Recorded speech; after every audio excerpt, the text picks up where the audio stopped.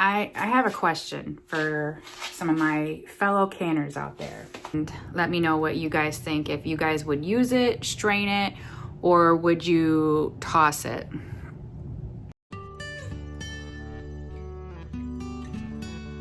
Oh, how many inches were we supposed to get? 7 to 10. Wow.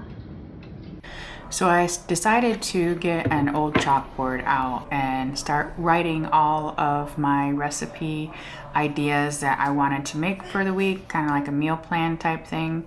So that way I could just, if I didn't want to make that today, I just look at down the row and see what else maybe I would want to make.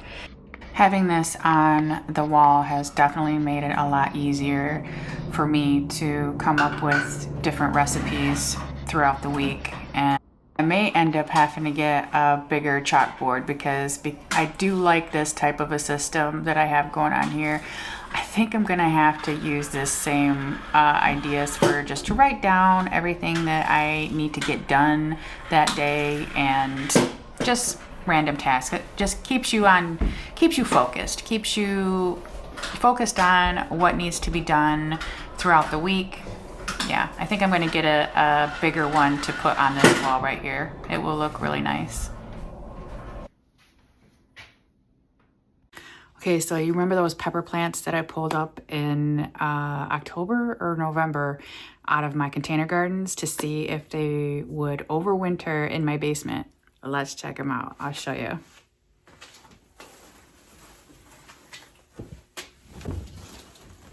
Oh.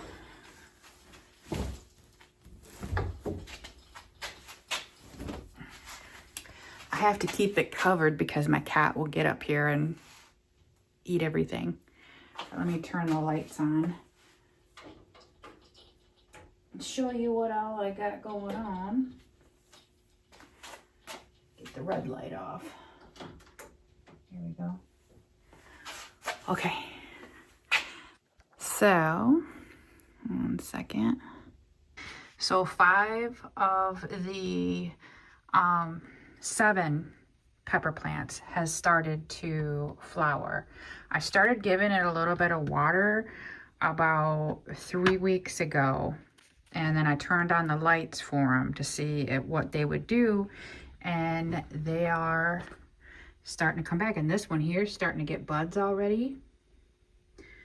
So this is pretty exciting. I'm gonna have a huge head start on my peppers this year. Plus, this is the tomato plant that I pulled up and saved as well. And this is starting to really take off. So what I'm gonna do with this is I got some potting soil here, the Happy Frog, and I'm gonna probably transfer this into a bucket and then bring it upstairs and put it in front of the window. And we should have some cherry tomatoes pretty soon. Because see them flowers getting ready to start right there? Yeah, that's gonna be baby tomatoes.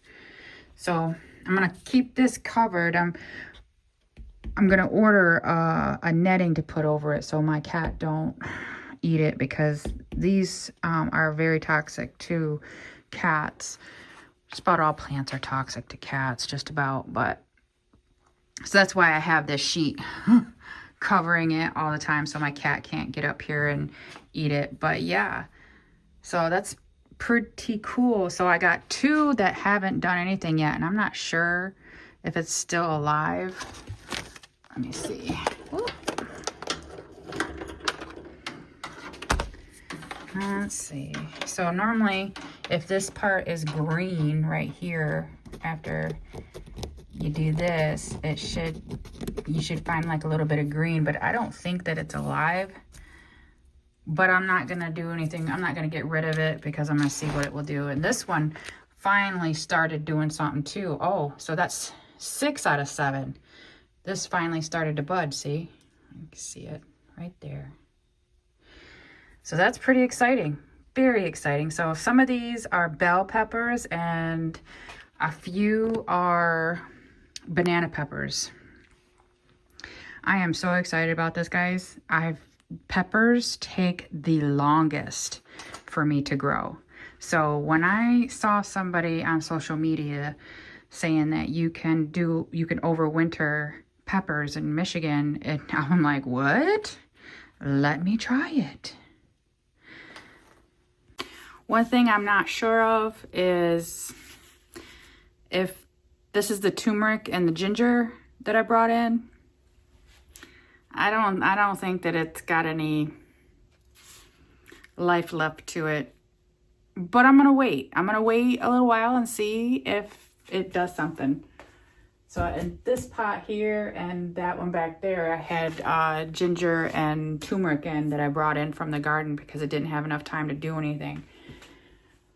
But another thing that I totally forgot that I put down here was some garlic. See that? Try to keep it in a dark place and maybe it'll stay good for spring. I don't know. We'll see. It's only got to hang on for like, oh, I don't know, another couple months. We'll see. We'll see if it hangs on that long. Plus, it's almost time to start planting all my seeds. I'm really excited about that. This year, I'm going to be planting like all my like brassicas. I'm going to start them early in here and hopefully getting a jump start for spring, because I don't ever have any luck with broccoli and cauliflower, and I have a little luck with cabbage, but only if I get it in at a certain time. It normally, you know, especially the broccoli bolts like really fast.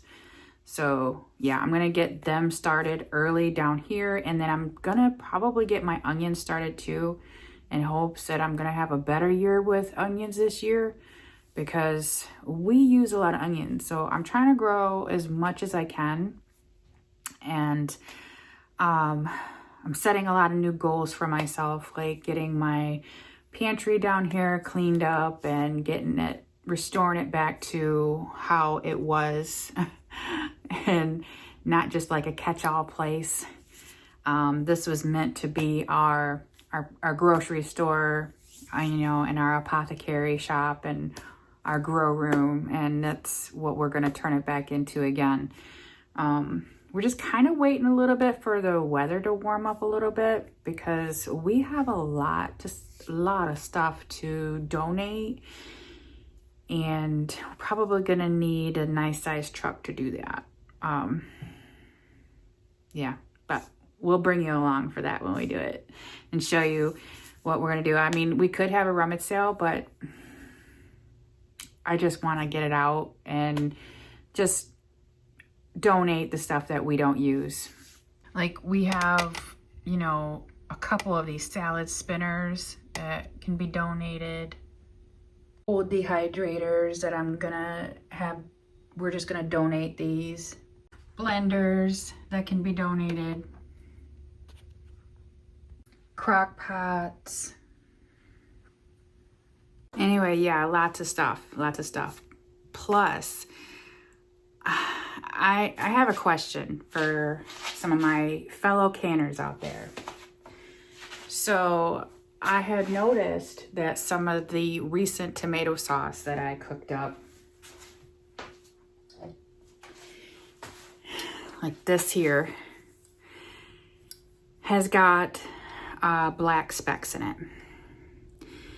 And this tomato sauce, I know that I didn't put any sauce in it. Or not any sauce. Yeah. Sauce. I didn't put any spices in here.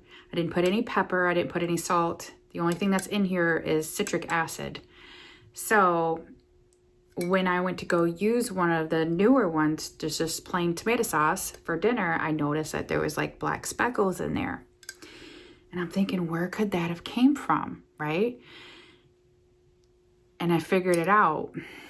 It came from that crock pot over there that I got from the thrift store. It was last year. and I was using that one, and I didn't notice that the lining in it had started to come off, and I didn't notice that there was anything in my sauce when I was canning it either. I just noticed it when I was just recently making some stuff.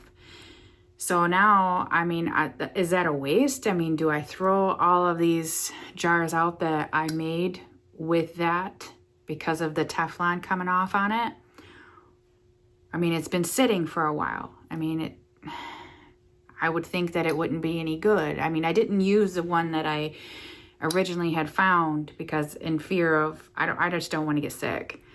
And I thought, well, I can just strain it out with a strainer or something, but then I don't know. I mean, is the toxins, you know, because they've been in here for a while, just floating around? I don't know. What do you guys think? Leave your opinion for me in the comments and let me know what you guys think. If you guys would use it, strain it, or would you toss it? I'm kind of undecided on it. I don't know. It's sad. It's very sad because I spent so much time and effort on this, and that's why I don't want to throw them out. But you know, if I can't use it, I can't use it. Yeah, so that's that. So word to the wise, when you're finding good deals at your local thrift store for all these crock pots and stuff like that, always make sure that the lining is like really intact, because I didn't know that one wasn't. And yeah, I'm gonna be throwing that one out, and so that nobody else has that same issue. But lesson learned. Won't be doing that again. I mean, if I do find, you know, good deals on crock pots, I will always check to make sure that there isn't any chipping or, you know, enamel coming off or anything like that. Always look on the inside first. So, yeah.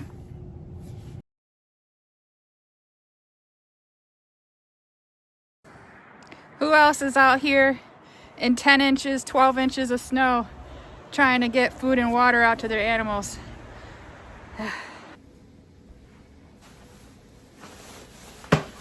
So we're gonna take some treats out for them. I got treats for the chickens, treats for the cats. Oh, and where's it at? Got treats for my rabbit.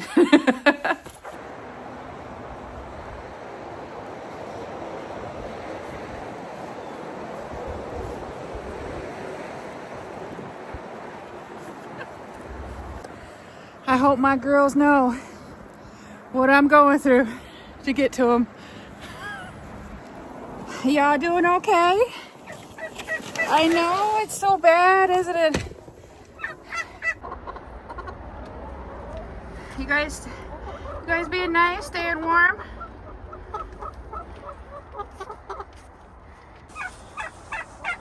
I know, Marianne. Let me check and see if your heater's still on. Gotta go through this all week, guys. I know it's chilly. I got some treats for you, though. Treats. Treats for the babies. Why you guys are just laying eggs everywhere? What's up with that? Marianne's she's the queen of this hen house. Marianne is.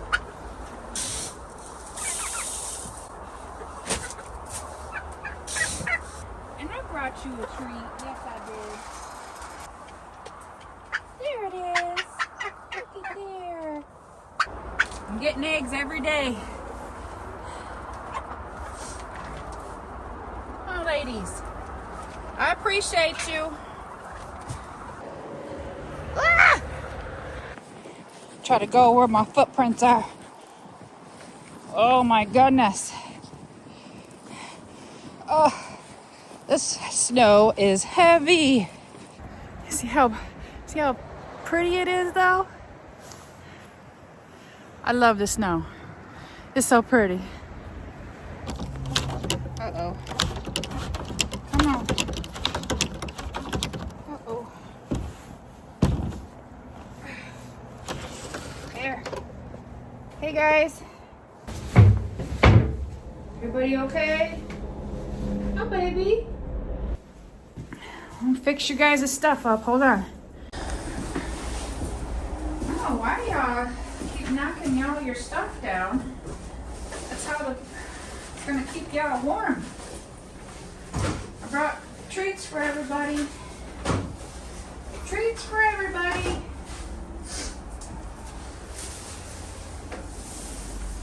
Let's keep this up here so you guys can stay warm. Hi, baby. Hi. Are you staying warm? Hi, babies. Hi, babies. Hi. Marshall's over here. He's got a favorite box that he stays in. I know it's cold, guys. It's gonna be cold all week. Whew. Let's get you some food and water. The one thing that I have noticed that is starting to get better with these kitty cats is that even though they will still go hide from me, but they won't like run up top all the time anymore. They'll either stay in the cupboard or they'll stay in their cat boxes here, except for Big Daddy. Big Daddy will run up there, I think, every time, because I don't know, he's very skittish.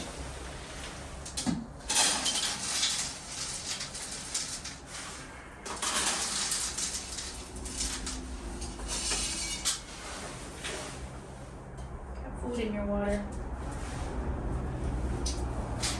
There you go. And I know that they do enjoy the treats. My hope, because so as soon as it gets warmer out, what I plan on doing is just taking like half of a day and just sitting out here with them and talking to them and stuff, because 15-20 minutes here and there isn't really doing anything for them. And I want them to be comfortable in the spring, before spring, to know that this is their home and that they can come to me, after I let them out, and them not be scared of me. So goals. But I mean, all of these are heated so that they won't get cold, because nobody wants to eat cold food. And we give them a lot of fancy feast. So when we adopted these cats, the nice woman that we got them from sent some food with them, and she sent a whole bunch of these fancy feast things. So that's what we get for them now, is the fancy feast treats and stuff. Whew, now it's time for me to go back and haul out water. We don't have any running water out here in the wintertime. In the summertime we do. But we haven't, in order to get running water out here, we'll have to dig some trenches.